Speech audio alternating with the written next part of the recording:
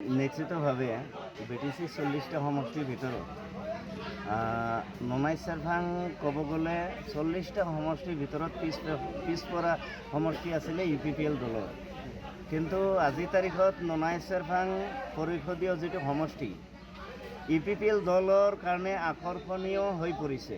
এইকাৰণে আকৰ্ষণীয় কৈছোঁ, যদি অহাকালি নিৰ্বাচন হয় ইয়াৰ পৰা UPPL দল জয়ী হ'ব নিশ্চিত।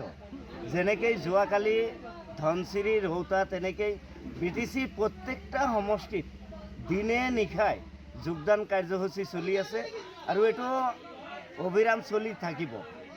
নিৰ্বাচনৰ আগমুহূৰ্তলৈকে এই যোগদান কাৰ্যসূচী চলি থাকিব। আজি ইয়াত প্ৰায় 100 পৰা 150 ব্যক্তি যোগদান কৰিছে আৰু বিশেষকৈ ননাই চেৰভাং সমষ্টিত যিখিনি আউট অফ টি গাৰ্ডেন আছে ইয়াত প্ৰায় 70+ UPPL বুলি ক'ব পাৰি। যিখিনি টি গাৰ্ডেন আছে টি গাৰ্ডেনখিনিতো আজিৰ তাৰিখত 40+ হৈছে। তো ইতিমধ্যে আমি আশা কৰিছোঁ ব্লক কমিটি, জিলা কমিটি, প্ৰাইমাৰী কমিটিসকলৰ নেতৃবৰ্গই দিনে নিশাই কাম কৰি আছে যে যিকোনো মূল্যৰ বিনিময়ত যিকোনো পৰিস্থিতিৰ মোকাবিলা কৰি এই ননাই চেৰভাং সমষ্টি UPPL দলে নিজৰ দখলত নিবলৈ সক্ষম হ'ব।